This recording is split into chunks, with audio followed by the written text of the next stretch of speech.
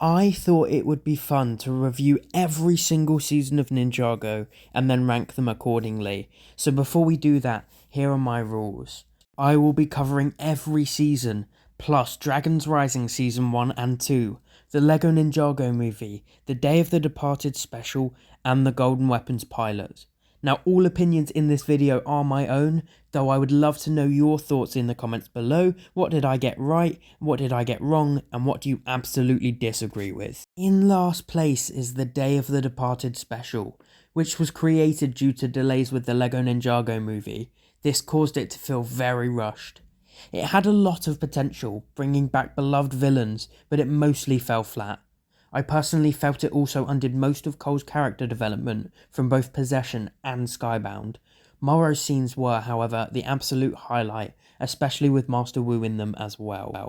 Another criticism I have of this is that it's virtually impossible to watch nowadays, as it's not on most streaming sites, making getting the full picture for Ninjago virtually impossible, which is really just an inconvenience as well. In 20th is Crystallized, the end of the main Ninjago era. This season felt rushed, the character development was sloppy, and the Overlord returning was the same as Palpatine in Star Wars Episode 9. Somehow, the Overlord has returned. The Crystal Council could have been a lot more menacing, instead they nerfed some once great villains. It all just fell flat to me. The scrapped plans for this season with Oni Lloyd and NRG Nia would have been better than what we got. Oni Lloyd should have lasted longer than 5 seconds, and Garmadon's return was definitely a welcome one. So there's definitely a mix of both pros and cons with this season. Next up we have The Island. This suffered mostly because it wasn't a full-fledged season, it only was 4 episodes long. I thought the story was decent, and Wojira definitely deepens the lore for Ninjago, but yeah, it should have been a lot longer. Having Ronin be the main villain was a questionable choice, as it undoes all of his development from previous seasons. I think Twitchy Tim and Zippy were both fun additions, and I love a J-centered season. But yeah, I really do just wish that this was longer, and that Ronin maybe wasn't the main villain. That's why it falls so far down the list in 19th place for me. In 18th place is March of the Oni. This is the weakest entry in the Oni Trilogy, and a sad end to the Will film era of Ninjago. 4 episodes really didn't allow to tell the best story, it should have been longer. Plus, Cole's fake-out death felt cheap and lazy. However, Garmadon really does get to shine in these 4 episodes, showing a level of emotional complexity that he's been lacking for a couple seasons. His relationship with Lloyd really was a highlight for me, but just like The Island, this season should have been longer than it was. I did find Omega to be a very cool looking villain though, and the Oni were pretty dope. In 17th place we have the LEGO Ninjago movie. Before we continue, these are my only 2 Ninjago movie minifigures that I have from the sets, even though they have no relevance to the movie. That's why I'm using them. I do love this film. As a LEGO movie I think it's great, funny, action-packed, but as a Ninjago property, it's too different from existing media. The backstories, Lloyd's power, and the voice actors are all completely different, which makes it a jarring watch for some fans of Ninjago. I do believe this is one of the stronger LEGO movies, but all in all, it's pretty mid Ninjago in comparison. Next we have The Secrets of the Forbidden Spinjitsu. To start off, this season just feels long. I do like the split of the 2 chapters, but I absolutely despise the villains. Asphira is flat out annoying, and the Ice Emperor is forgettable at best. Also, Wu needs to be a lot more forthcoming with people he's wronged, because that's majority of the villains at this point. I mean, you've got Morrow, the Time Twins, Garmadon, the list goes on. Kai had some great growth this season, however, the who am I without my powers trope has really become stale at this point. I do think Akita is a great side character, but Vex is a forgettable villain too. In 15th is The Legacy of the Green Ninja. This might be a hot take, but I think this is such a forgettable season. It was positioned to be the end of Ninjago, but thankfully it kept going. I always struggle to get through this one on my rewatches. I really think it's boring, there's too much filler episodes, and Evil Nia is just straight up boring. I will concede that the suit designs are absolutely awesome and the final battle is decent, and it gave us the start of Sensei Garmadon, who I think is a really compelling character and really changes the dynamic of the team. But yeah, all in all, a forgettable season for me, and that's why it's 15th place. In 14th is Hands of Time. Now this might just be the most overhated season of Ninjago. Yes, it's a tad slow going, but it's definitely not the worst. Again, it's another villain from Wu's past that he's kept secret from the ninja. The Time Twins are definitely compelling villains, and I love new elemental masters, and they definitely have a cult following in real life. I think the introduction of both Rei and Maya was a great addition to the show, and for both Kai and Nia's character development. But I'm honestly feeling that Wu is one of the worst characters at this point. I'm getting really sick of the secrets, and I find it hard to trust the man who leads the ninja.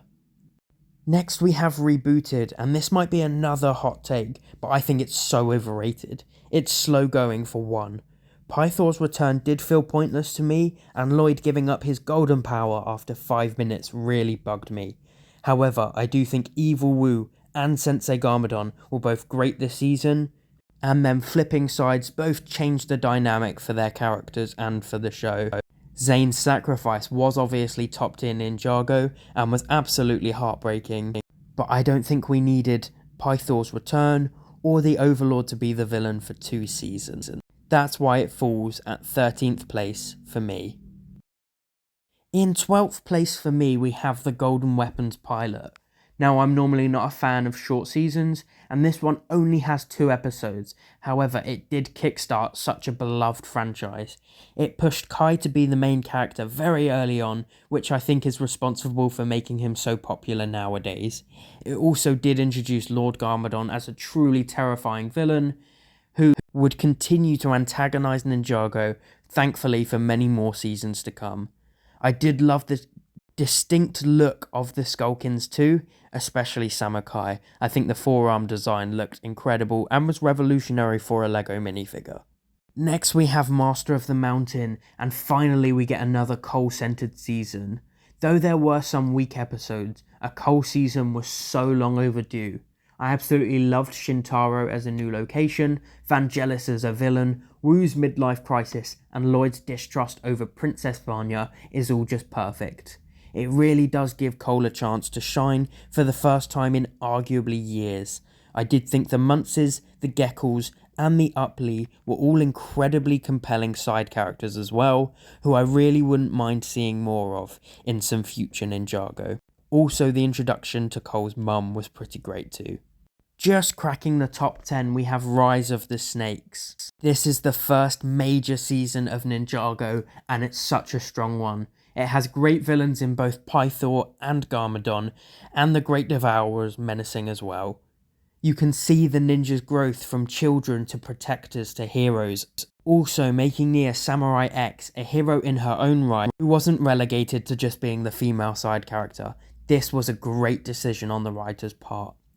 Making Lloyd the Green Ninja after that Kai fake out was just perfect, and all of the ninja reaching their true potential, especially Kai's, was incredible for their development. If you've seen my channel before, you know I love Prime Empire. I mean, this figure is literally my profile picture.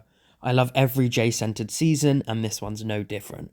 I think the side characters of Aquino, Racer 7, Scott are all great, and having a cult of J is both genius and hilarious. Unagami is a surprisingly complex villain, showing more emotional complexity than most Ninjago characters do, and most humans really. I also think Detective Zane is iconic, making for one of the best episodes of Ninjago, and Lloyd's closure with Harumi is great, even though it's undone as soon as Crystallized comes out.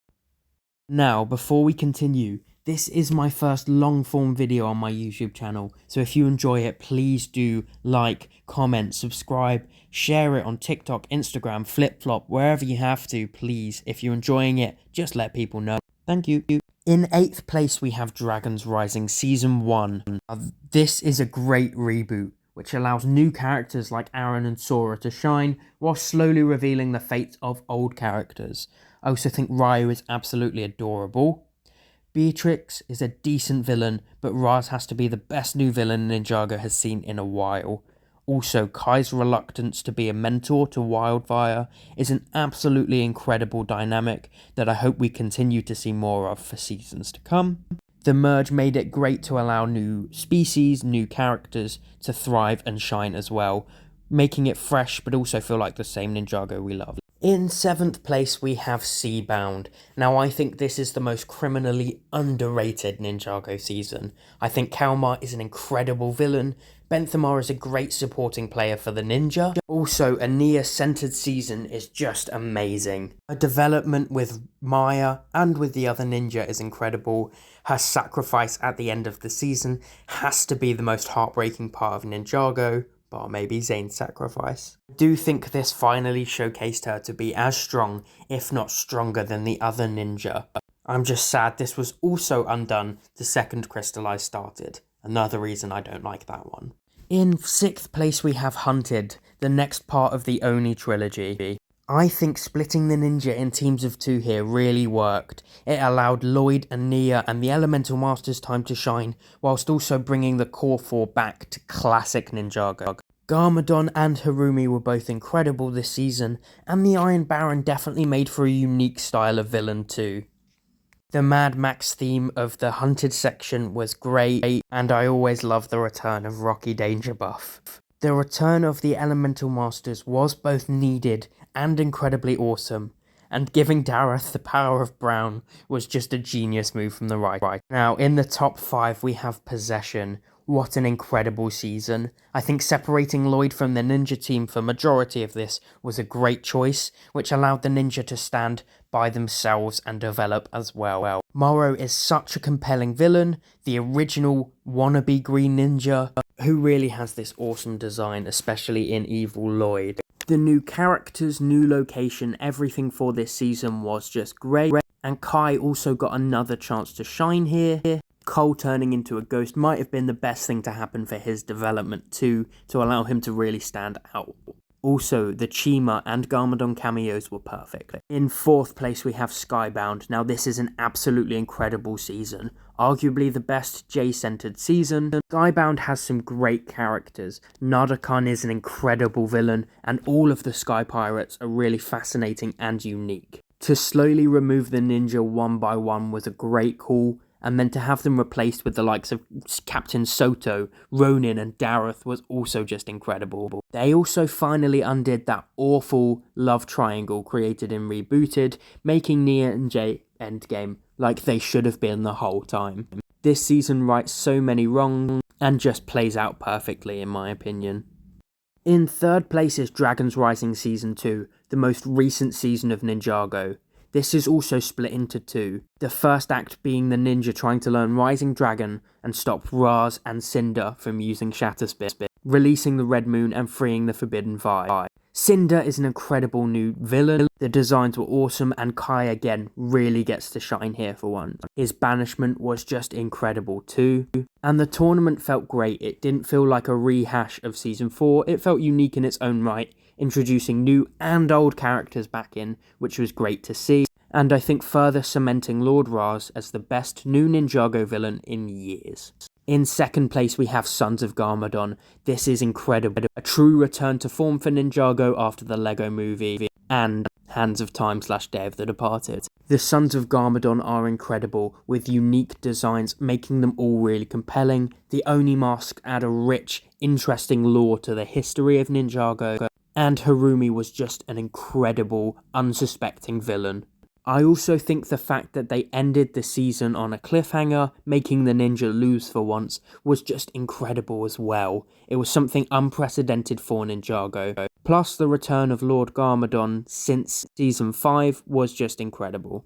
Now, first place had to be the Tournament of Elements. I mean, this is the crown jewel of Ninjago. I thought the Cole vs Jay dynamic was great. Nia and Dareth's side quest was fun, and Kai really shone this season, teetering on the line of villainy. Garmadon's sacrifice was done in the most heartbreaking way, absolutely perfection, and I think Chen is the perfect balance of both menacing and hilarious for a villain. This season really was utter perfection, and you couldn't ask for anything better. This really was peak Ninjago and sits at the top of people's lists for a reason. Please let me know what your favourites are in the comments down below.